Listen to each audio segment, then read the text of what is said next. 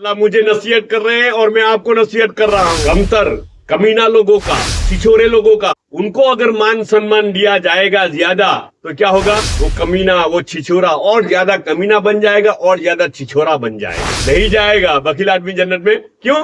یقین نہیں ہے. یقین نہیں ہے تو ایمان نہیں ہے. ایمان نہیں ہے تو جنت نہیں ہے. سیدھی بات ہے. چاہے اسلام ہے نا، لیکن ایمان نہیں ہے تو جنت نہیں ہے. السلام علیکم. جاگو پیارے جاگو، چین سے سنائے ابھی جاگو. تعلیم کر لیتے ہیں مختصر سے. پہلے فضائل صدقات کی تعلیم ہے، فضائل اعمال پارٹ 2. علامہ سیوطی نے درہ منصور میں خود حضرت زبیر رضی اللہ تعالیٰ عنہ سے ایک قصہ نقل کیا ہے. اس سے آگے ہم نے حضرت اسماء رضی اللہ تعالیٰ عنہ کا قصہ سنا تھا، جو بہت خرچ کرتے تھے. حضرت اسماء رضی اللہ تعالیٰ عنہ حضرت زبیر رضی اللہ تعالیٰ عنہ کے گھر میں سے ان کے اہلیہ اور ماں عائشہ رضی اللہ تعالیٰ عنہ کے بہن تھے. حضرت زبیر رضی اللہ تعالیٰ عنہ کے اہلیہ اور حضرت زبیر رضی اللہ تعالیٰ عنہ کون؟ آپ صلی اللہ علیہ وسلم کے پھوپھیزاد بھائی.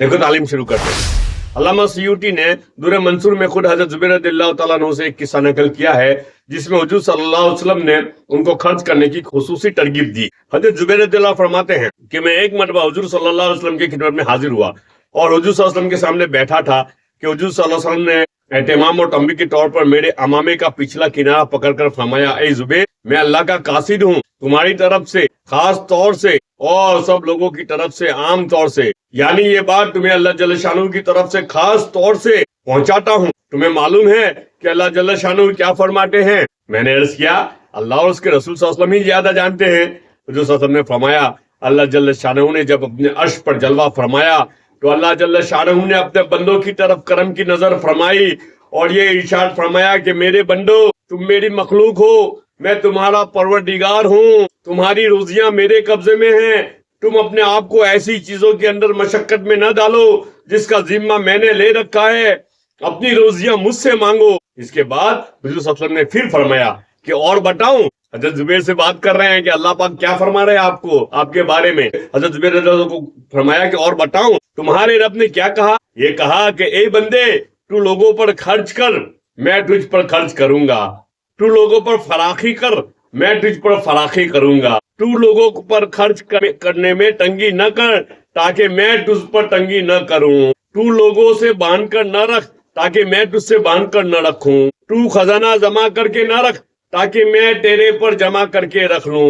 رزق کا دروازہ 7 آسمانوں کے اوپر سے کھلا ہوا ہے، جو عرش سے ملا ہوا ہے، وہ نہ رات کو بند ہوتا ہے نہ دن کو. اللہ جل شانہ اس دروازے سے ہر شخص پر روزی اٹھاتا رہتا ہے، اس شخص کی نیت کے بقدر، اس کی عطا کے بقدر، اس کے صدقے کے بقدر، اس کے اخراجات کے بقدر اس کو عطا فرماتا ہے. جو شخص زیادہ خرچ کرتا ہے اس کے لیے زیادہ اتارا جاتا ہے، جو کم خرچ کرتا ہے اس کے لیے کمی کر دی جاتی ہے.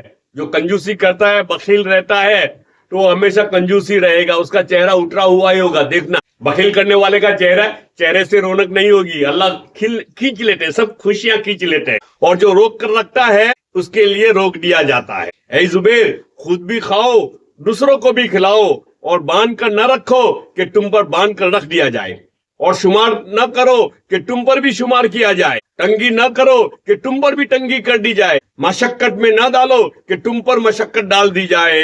اے زبیر، اللہ جل شانہ خرچ کرنے کو پسند کرتا ہے اور تنگی کو ناپسند کرتا ہے. سخاوت اللہ جل شانہ کے ساتھ یقین سے ہوتی ہے. سخاوت، اللہ پر یقین ہوگا وہی سخی ہوگا، اللہ پر یقین ہوگا وہی سخی ہوگا، اور اللہ پر یقین نہیں ہوگا وہ سخی نہیں ہوگا. دوسری جگہ ارشاد ہے نا کہ بخیل آدمی جنت میں نہیں جائے گا. بخیل آدمی جنت میں کیوں؟ یقین نہیں ہے. یقین نہیں ہے تو ایمان نہیں ہے. ایمان نہیں ہے تو جنت نہیں ہے. سیدھی بات ہے. چاہے اسلام ہے نا، لیکن ایمان نہیں ہے تو جنت نہیں ہے. وہ جنت میں داخل نہ ہوگا، اور جو شک کرتا ہے وہ جنت میں داخل نہ ہوگا. زبیر، اللہ جل شانہ سخاوت کو پسند کرتا ہے، چاہے کھجور کا ایک ٹکڑا ہی کیوں نہ ہو. اور اللہ تعالیٰ بہادری کو پسند کرتا ہے، چاہے سانپ اور بچھو ہی کے مارنے سے کیوں نہ ہو.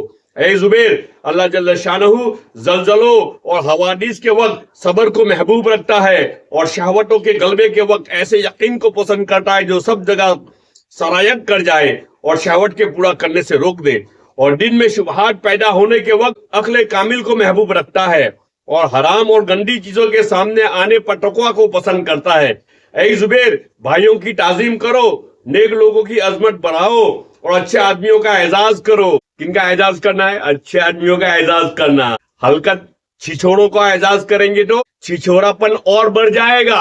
बात समझे? कमतर, कमीना लोगों का, छिछोरे लोगों का, उनको अगर मान सम्मान दिया जाएगा ज्यादा तो क्या होगा? वो कमीना, वो छिछोरा और ज्यादा कमीना बन जाएगा और ज्यादा छिछोरा बन जाएगा। जी, ये शरीयत ने बैलेंसिंग सिखाया है। अच्छे आदमियों का एजाज करो, अल्लाह का हुक्म है। पड़ोसियों के साथ हुस्न सलूक करो और फासिक लोगों के साथ रास्ता भी न चलो। जो इन चीजों का एहतमाम करेगा जन्नत में बगैर अजाब के और बगैर हिसाब के दाखिल होगा। ये अल्लाह की नसीहत है मुझको और मेरी नसीहत है तुमको। कौन कह रहे हैं? आप सल्लल्लाहु कह रहे हैं। किसको कह रहे हैं? हजरत जुबैर रज़ियल्लाहु ताला अन्हु को कह रहे हैं कि अल्लाह मुझे नसीहत कर रहे हैं और मैं आपको नसीहत कर रहा हूँ। और यहाँ सादिक मुल्ला भी अपने लिए आपको नसीहत कर रहा है कि उसकी जिंदगी में आ जाए, मेरी खुद की जिंदगी में आ जाए, है ना। हजरत जुबैर रज़ियल्लाहु ताला अन्हु के बारे में है। हजरत जुबैर रज़ियल्लाहु ताला अन्हु की बाकी बात कल पढ़ेंगे, थोड़ा लंबा है ना, तो बाकी हिस्सा जो है वो इंशाल्लाह कल पूरा करेंगे। जी, अल्लाह पाक हम सबको कहने सुनने से ज्यादा अमल की तौफीक अता फरमाए।